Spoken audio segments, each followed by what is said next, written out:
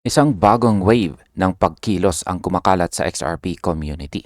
Marami pong members ngayon ang nananawagan ng boycott laban kay Binance, ang pinakamalaking crypto exchange sa buong mundo pagdating po sa trading volume. Ayon sa mga supporters, sawa na sila sa di umano'y misconduct at saka market manipulation na iniuugnay kay Binance. Nagsimula po ito bilang mga bulong-bulungan ng mga XRP holders, ngunit ngayon ay isa na itong organized na campaign ng protesta.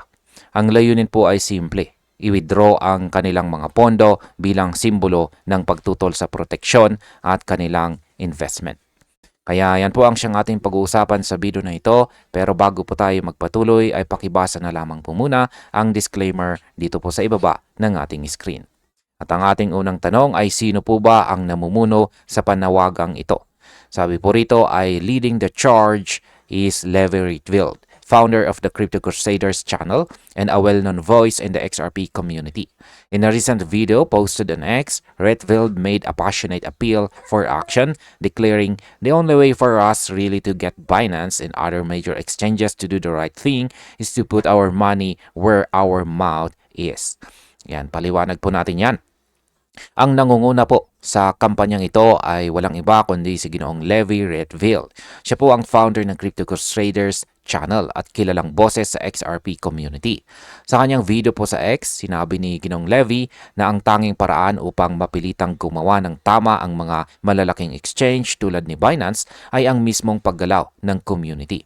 Hinimok niyang i-withdraw ng lahat ang kanilang pondo or BNB holdings mula kay Binance at ilipat ito sa mga exchange na mas tapat at may malasakit sa mga users.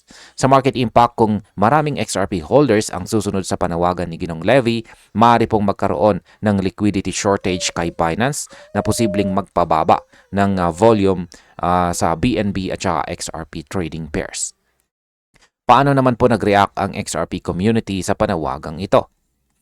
Yan, sabi po rito ay Rietveld's statement quickly went viral among XRP enthusiasts, many of whom echoed his sentiments. His direct and uncompromising tone has galvanized a segment of the XRP army who believe that moral and financial accountability should go hand in hand in the crypto industry. Yan, paliwanag natin yan. Mabilis daw po na kumalat sa social media ang mensahe ni Ginoong Levi. Maraming members ng XRP Army ang sumang-ayon sa kanyang panawagan at nagpasya na ring tanggalin ang kanilang mga asset mula kay Binance. Para sa kanila, hindi po sapat ang kumita sa crypto kung wala namang transparency at moral responsibility ang mga exchange. Naniniwala po silang dapat maging halimbawa ang mga platform sa pagsunod sa regulasyon at ethical na pamantayan. Sa market impact, ang ganito pong collective action ay maaring magdulot ng short-term withdrawals waves na makakaapekto sa liquidity ng market. Ngunit magpapatibay po sa demand para sa mas decentralized na trading platforms. Ngayon ay bakit po ba may matinding galit ang XRP kay Binance? Sabi rito ay the boycott movement draws much of its momentum from Binance's turbulent regulatory history. In November 2023, the exchange and its founder, Changpeng Zhao or CZ, reached a landmark plea deal with the US authorities admitting to violations of anti-money laundering and sanction laws. Yan, paliwanag natin yan. Ang pangunahing dahilan daw po ng galit ay ang madilim na kasaysayan ni Binance sa regulation. Noong November 2023, inamin ni ZZ at ng Binance sa mga US authorities na lumabag po sila sa anti-money laundering at saka sanction laws.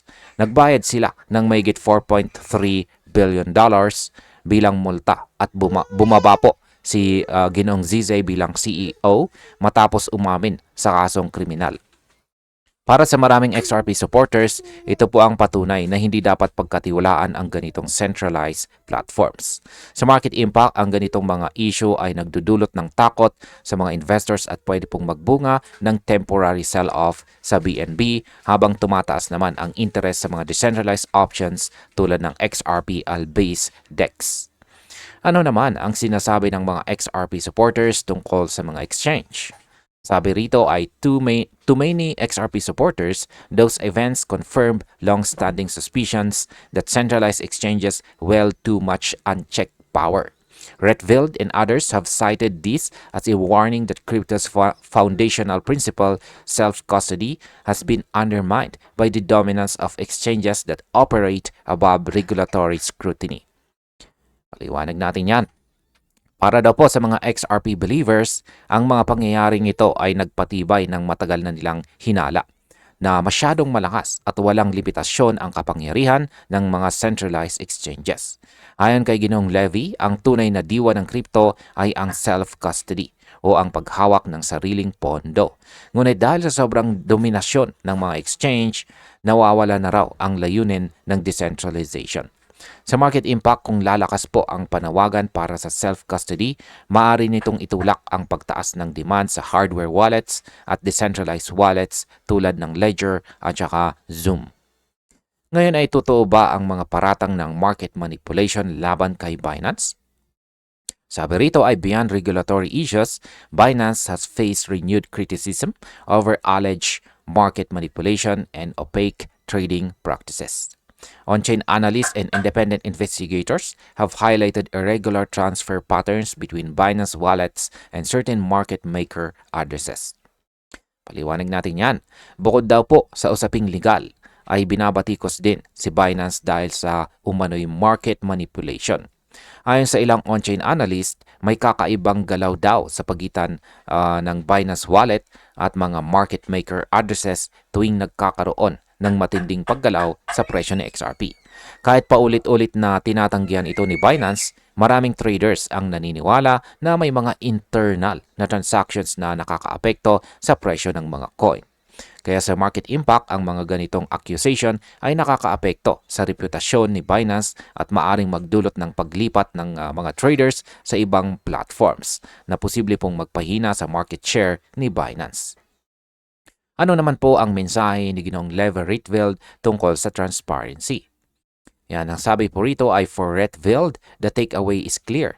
You can't demand transparency from governments and regulators while turning a blind eye to the platform that controls most of your liquidity.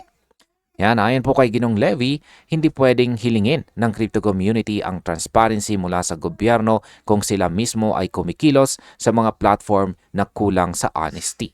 Dapat daw ay pareho ang pamantayan ng pananagutan kahit pa malalaking kumpanya ang pinag-uusapan. Sa kanyang paniniwala, ang tunay na kalayaan sa crypto ay nakukuha lamang kapag ang users ay aktibong nagbabantay sa kung saan nila inilalagay ang kanilang pera. Sa market impact, kapag mas lumaganap ang ganitong mindset, posibleng bumaba ang trust sa centralized exchange at tumaas ang paggamit ng decentralized liquidity pools. Ano naman ang posibleng epekto ng boycott na ito sa market? Sabi rito ay should this boycott gain traction, the impact could be twofold. In the short term, large-scale withdrawals could tighten exchange liquidity for XRP and BNB, potentially affecting short-term price dynamics. In the long run, however, it could encourage a shift toward decentralized exchanges and self-custody wallets. Yan, kung tuluyan daw pong lumakas ang boycott, dalawang bagay po ang pwedeng mangyari. Una, sa short term, maaring magkulang ng liquidity si Binance na pwede pong magpabago sa presyo ng XRP at BNB. Pangalawa, sa long term, maaari nitong itulak ang buong crypto community na lumipat sa decentralized exchanges at saka self-custody wallets, kung saan mas hawak ng users ang kanilang pondo. Sa market impact, ang ganito pong transition ay maaaring magpataas ng value ng mga DEX tokens at magpababa ng dominance ng mga centralized exchange coins na tulad ni BNB. Ano naman po ang mas malalim na mensahe ng panawagang ito? Sabi rito ay the XRP Army's call to boycott Binance is more than just another online campaign. It's reflection of a growing philosophical divide in crypto. On one side are users demanding accountability and transparency. On the other, massive centralized platforms that remain gatekeepers of liquidity. Yan, hindi lamang po simpleng online protest ang nangyayari. Isa itong palatandaan ng pagkakahati sa pananaw ng mundo ng crypto. Nasa isang panig ang mga gumagamit na naghahanap ng transparency at accountability at sa kabilang panig naman ay ang mga malalaking exchange na may hawak ng karamihan sa liquidity ng market. Ang panawagang ito ay simbolo po ng laban para sa tunay na layunin ng crypto, kung saan ay ang kalayaan sa finance. Sa market impact, kapag naging tuloy-tuloy ang ganitong kilusan, pwede pong magbago ang structure ng global crypto trading, kung saan mas uusbong ang mga decentralized platforms kaysa sa mga centralized giants. At bilang panghuli, ang opinion ko naman tungkol dito ay bilang mga traders at investors, dapat po nating kilalanin na ang panawagan ng XRP Army ay hindi lamang po tungkol sa galit, kundi tungkol sa prinsipyo. Ang isyong ito ay nagpapaalala po sa atin kung gaano po kahalaga ang self-custody at transparency sa mundo ng crypto. Totoong si Binance ay may malaking ambag sa industriya, pero kung may mga isyong bumabalot dito, responsibilidad po natin na maging mapanuri. At sa kabuuan, naniniwala ako na ang tunay na kapangyarihan ay nasa mga kamay ng mga users. Kung kumilos po ang community, kahit ang pinakamalaking exchange ay kailangang makinig. Kaya kung magpapatuloy po ang panawagan ni Ginoong Lever Rietveld, posibleng masaksihan po natin ang isa sa pinakamalaking pagbabago sa direksyon ng crypto market ngayong taong 2025. At ayun, hanggang dito na lamang po tayo sa video na ito mga ka-crypto. Maraming salamat sa panunood.